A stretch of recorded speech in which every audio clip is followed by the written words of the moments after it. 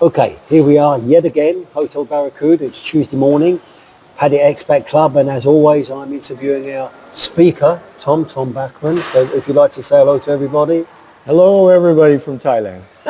First off, I've got to thank Tom. Listen, our normal speaker pulled out at the last minute, and Tom's one of our members and really volunteered to come forward and did a very, very interesting talk on gold. Is that right? That's right. And in fact, you started off with your background with Merrill Lynch. Is that right? I spent 10 years in the brokerage business, mostly with a company called Merrill Lynch as a financial consultant with them. Yes. And then you swung over to gold. Yeah, and then went to work for some consulting companies that basically I help people diversify their money into hard asset like gold and silver. Mm-hmm. Yeah, nobody knew that about you, okay? You snuck that in. You popped up. Nobody asked. It's true, okay?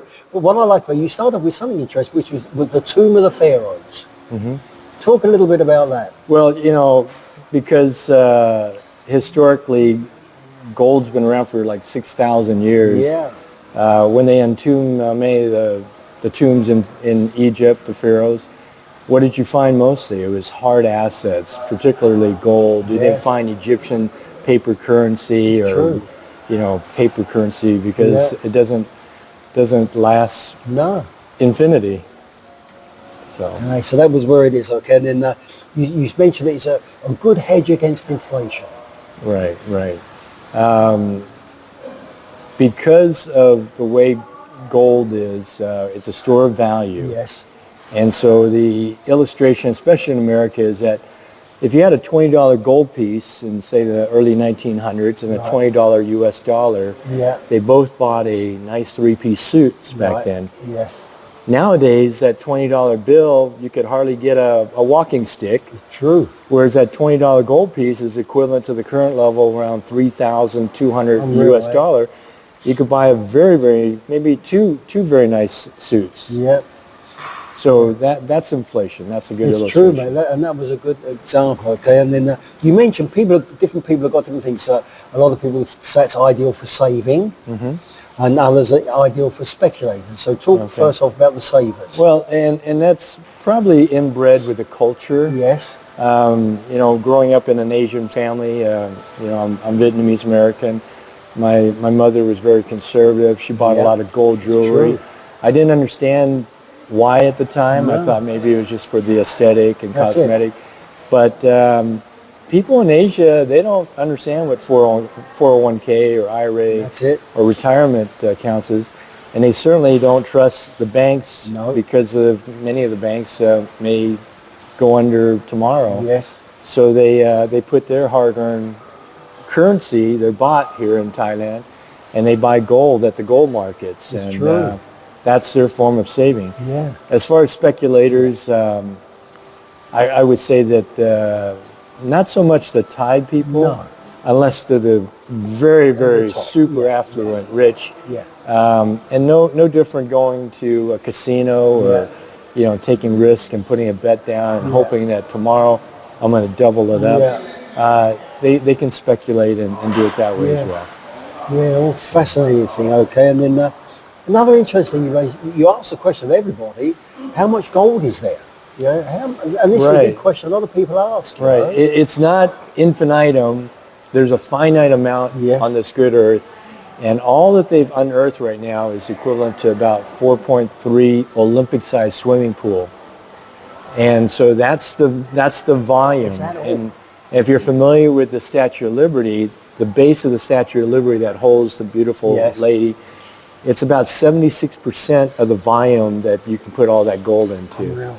Yeah. And then if you really, for more of a visual, if you stacked it, it's a 7-story apartment building on all sides and basically seven-story equivalent on the top and bottom. So that cube is all that they've ever unearthed. See, it sounds big, but it's not, is it? Not given the population base and how big the world is. And scarcity is its value. Scarcity is partly its value. Yes. Yeah. Interesting. Okay. And then you spoke about Thailand and Asia buy gold. Their buying and selling habits are a little bit different here as opposed to, say, America or wherever. Yes. Let me take America first. When you go into a jewelry store, Yeah.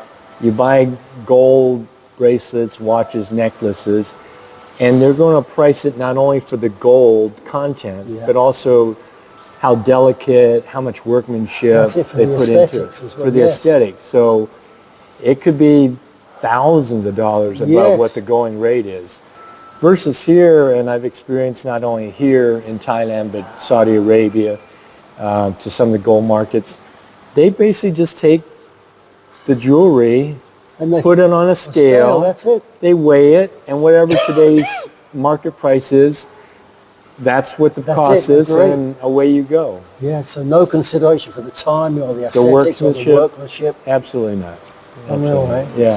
So it's worth buying here then. Yes, Better it value, is. better value. There's a better value. Yes, more bang for your bucks, as they say.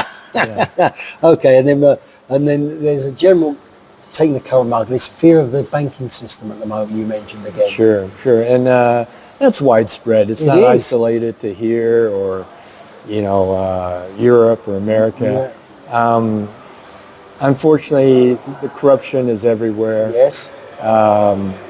People have been known to doctor up books, and when Lehman Brothers went, after 100 and some years, and they lasted through the Great Depression in 2008, and that was a great bank, Yeah. famous bank, and if they can go broke, obviously the concern is that there's always a possibility.